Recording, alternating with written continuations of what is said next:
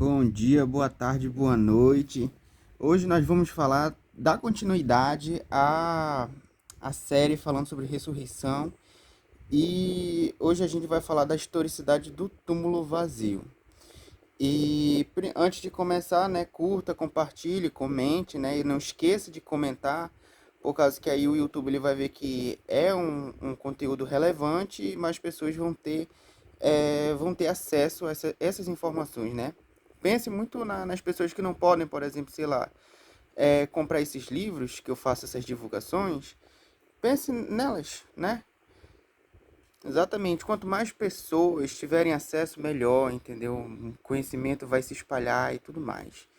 Mas hoje a gente vai falar sobre o túmulo vazio. O que é que nós temos para falar do túmulo vazio?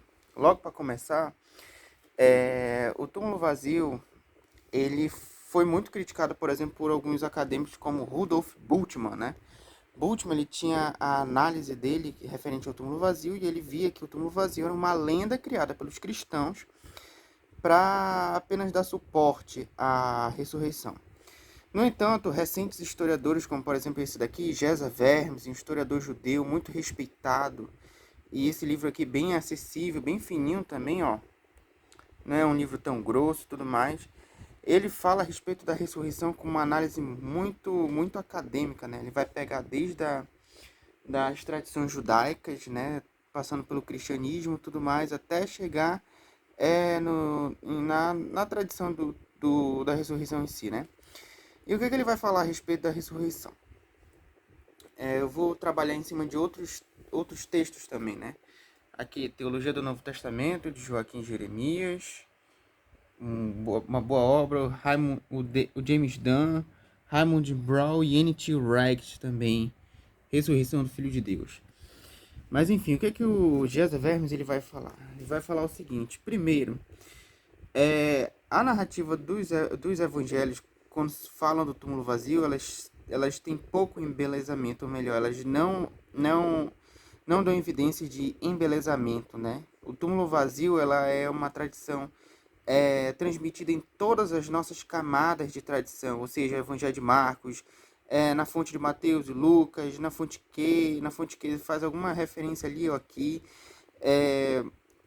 Paulo também deixa pressuposto também um túmulo vazio lá em 1 Coríntios 15, que Geza Vermes também vai falar, como também os outros historiadores aqui que eu acabei de mostrar aqui, que Paulo ele não citou o túmulo vazio de forma explícita, né? Lá em 1 Coríntios 15, não porque ele não sabia, mas sim porque aquela história, ele não tinha intenção de mencionar todas as testemunhas, né? Ainda mais testemunho feminino. O que o José Vermes ele vai falar? Bora lá.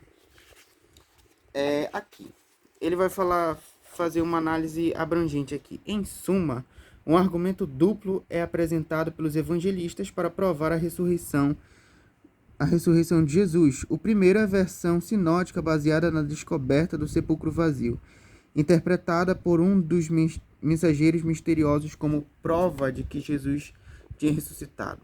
O valor dessa atestação é enfraquecido pelo fato de que as testemunhas serem mulheres. O testemunho feminino, desdenhosamente chamado de desvário, leros pelos apóstolos em Lucas, não contava na sociedade masculina judaica. Além disso, o número de identidade de mulheres testemunhas permanece duvidoso. João e Lucas tendem a aperfeiçoar a evidência, introduzindo duas ou várias testemunhas masculinas, para confirmar o relato das mulheres no tocante ao desaparecimento do corpo. Também aqui no outro capítulo aqui, ele vai fazer um outro comentário mais rápido, eu acho que é também um pouco mais aprofundado. O túmulo vazio e as aparições nunca são associados para formar um argumento conjunto. Para alguns intérpretes modernos dos evangelhos, a saga do túmulo vazio é uma lenda apologética, cita Rudolf Bultmann, uma tentativa secundária de produzir algum suporte factual para apoiar visões individuais ou coletivas. A fragilidade da teoria é exposta por sua fraqueza intrínseca. O testemunho fornecido por mulheres não era respeitado numa sociedade judaica dominada por homens. De fato, segundo Lucas, os apóstolos zombaram das mulheres. Além disso, a identidade e o número de testemunhos tiveram nos evangelhos assim como difere nos depoimentos, contudo, trata-se de uma narrativa claramente antiga. Se a história do túmulo vazio fosse manufaturada pela igreja primitiva para demonstrar a realidade da ressurreição, Jesus seria de esperar um relato uniforme e perfeitamente seguro atribuído a testemunhos claramente confiáveis.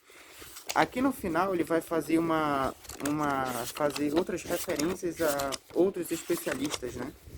E um deles é dele Ellison, que eu tenho muito apreço, né?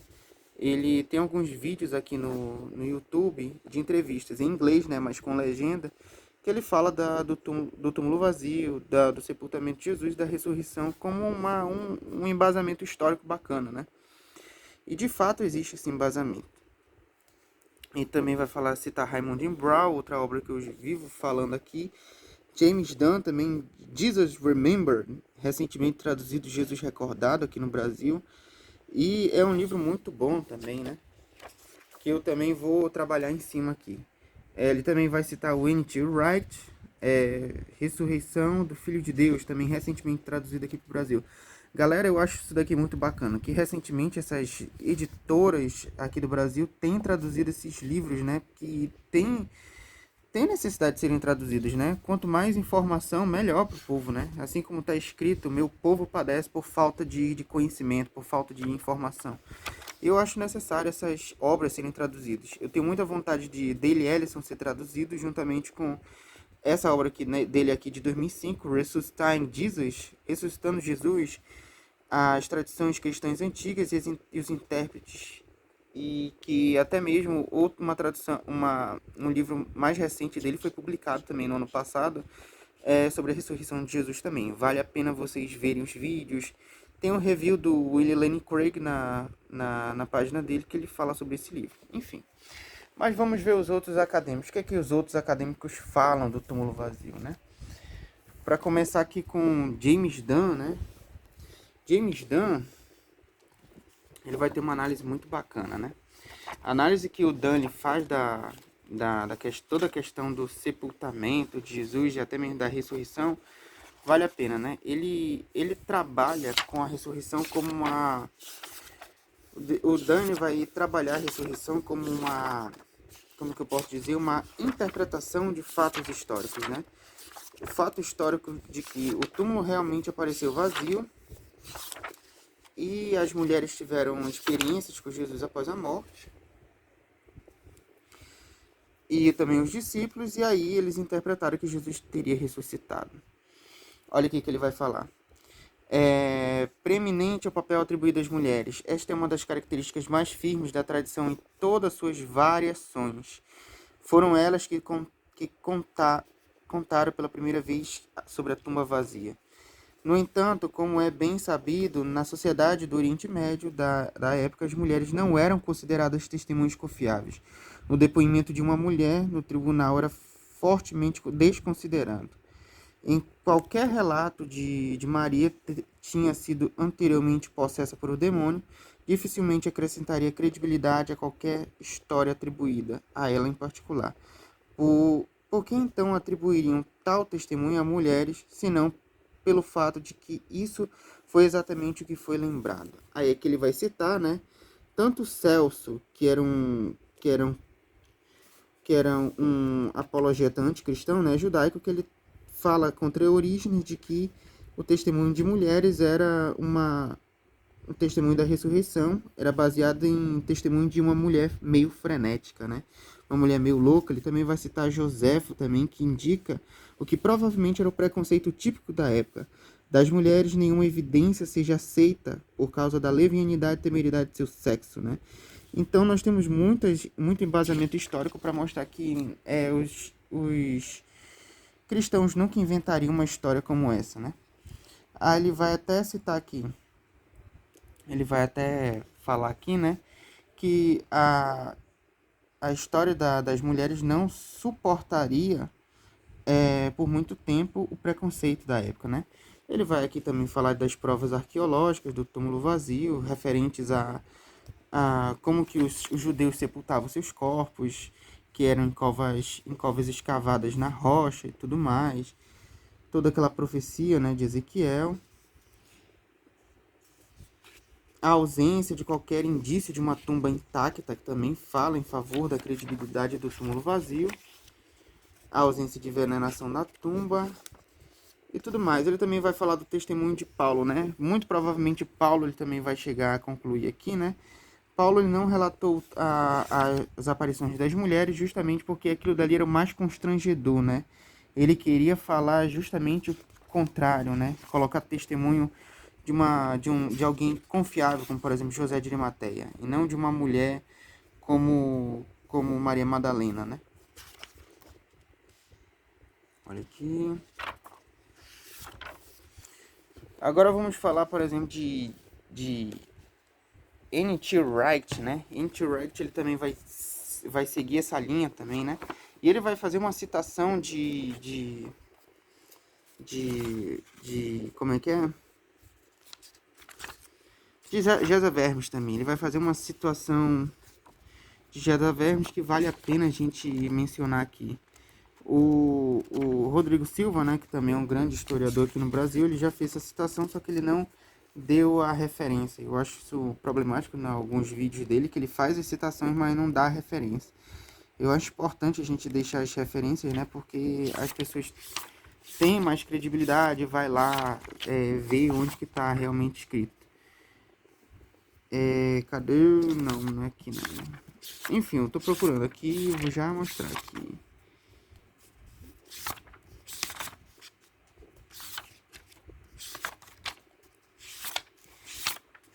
Mas resumindo, o N.T. Wright ele vai ter essa mesma análise, né? Ele vai falar que, por exemplo, a maioria dos historiadores reconhece que o túmulo vazio é provavelmente histórico, né? Aqui o que Gesa Vermes vai falar, né? Gesa Vermes, lá em 1973, que é aquele livro dele, né? The Jesus the Jean, Jesus o Judeu, página 41, né? Ele vai falar o seguinte: quando todos os argumentos forem considerados e avaliados, a única conclusão aceitável para o historiador deve ser de que as opiniões dos ortodoxos, dos simpatizantes liberais e dos gnósticos, talvez até dos próprios discípulos, são simplesmente interpretações do fato único desconcertante, a saber de que as mulheres que saíram para prestar suas últimas homenagens a Jesus encontraram não um corpo, mas um túmulo vazio. Essa geralmente é a visão da maioria dos historiadores, até para um historiador judeu como Gesa Vermes, né? Quer dizer, James Dunn, ele vai falar o seguinte.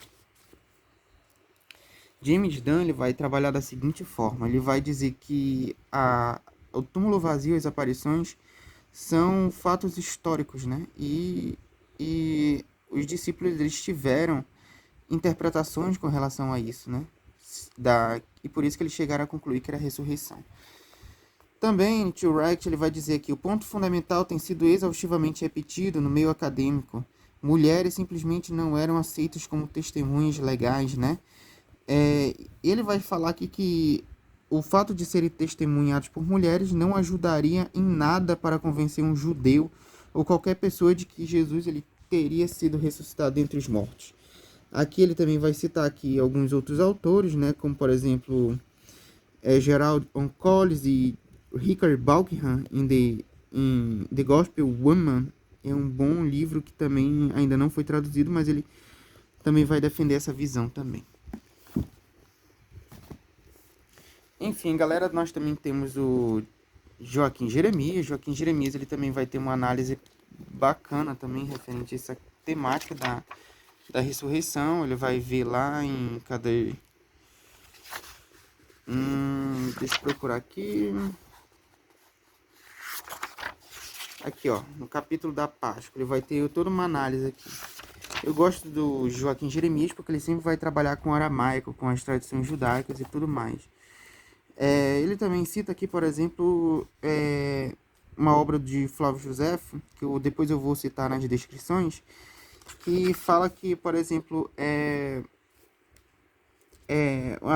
a vida de uma mulher é mais importante do que de um homem, né? Então isso daí era o fruto de toda a descredibilidade com as mulheres no mundo judaico antigo, né? Olha o que ele vai falar aqui, ó. Ele faz uma análise bacana aqui, ó. Com a aparição dos anjos ligou-se, de acordo com Mateus e João, a primeira cristofania, ao passo, porém, que Mateus coloca de lado Maria Madalena e outra mulher. Em João, ela sozinha, né? Esta narração soa muito crível. Caso se tratasse de uma invenção, com certeza não teria atribuído a primeira aparição a uma mulher, porque as mulheres não eram testemunhas qualificadas. Soa como crível também a notícia vergonhosa para os discípulos de que duas experiências de Maria Madalena e Angelofania e Cristofania ficaram sem efeito, ninguém lhes dava fé. Então ele fala aqui juntamente com os outros, né, de que justamente essa questão é importante ser salientada, né, que o testemunho de mulher não era considerado válido, isso que pesa em favor da historicidade do túmulo vazio. Aqui nas descrições, aqui ele também vai falar a ausência de Maria Madalena e das duas mulheres na lista dos 6 membros de 1 Coríntios 15 pudesse ser explicada pelo fato de mulheres não terem direito de testemunhar a ausência de José e Matias, em caso extremo, pela inclusão destes em 500 irmãos, ainda faltariam os discípulos de Emaús e junto ao lago de Genesaré e de Estevão também.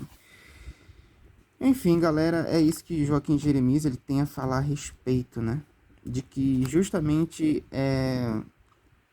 a narrativa do túmulo vazio e das mulheres é uma narrativa, e também das primeiras aparições de Jesus às mulheres é bem complicado para os primeiros cristãos.